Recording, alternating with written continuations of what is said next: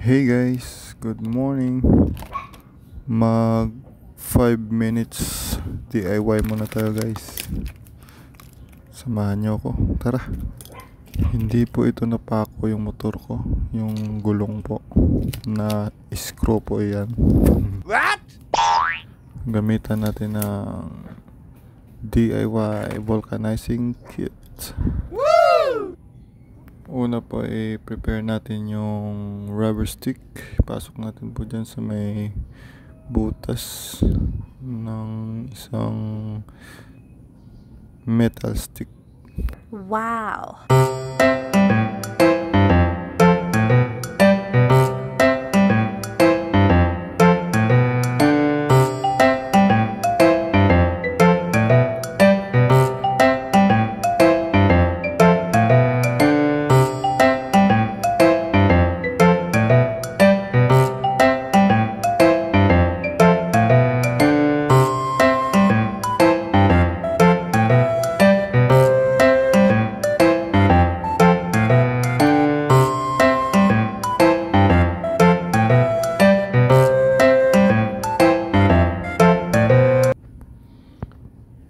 Pag okay na po, lagyan natin ng parang rugby yata yan.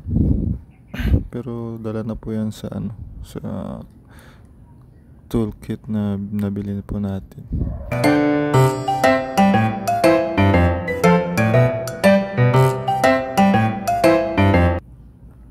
Tapos set aside muna natin and then tanggalin yung screw. Pagtanggal, syempre mag-chit-chit yan. What? Yan pong isang metal na po yan, na pang tusok. Yan po ay panglinis po yan ng butas. Para swabe po pagpasok ng rubber stick. Maya, ito na po. Okay! Prepare na po natin ulit yung rubber stick. Lagyan po natin ulit ng rugby, ng second coat para sureball ang kapit. Hindi na po ako nakakabihis ng galing pamasada. Ginawa ko na po yan bago matulog para pagising go ulit. Aww. Ayan na po, papasok natin. Ayan na.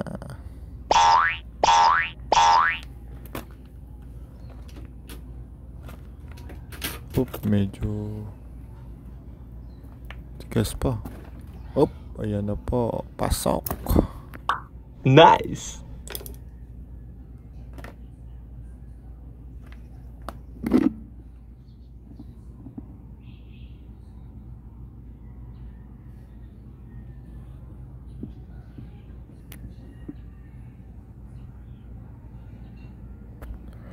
Okay na po yan. Swabe na pagka-shoot.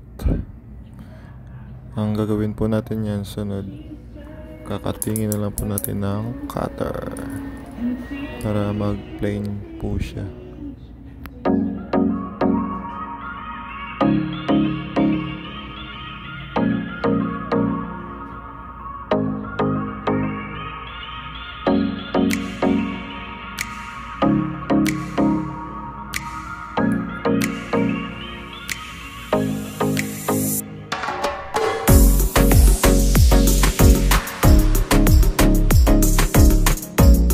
Yan, pag naputol na po, okay na po yan. Ready to lagay ng hangin. Lagyan po natin ulit ng hangin o check po natin kung may singaw. Pero sure bull yan, wala na pong singaw yan.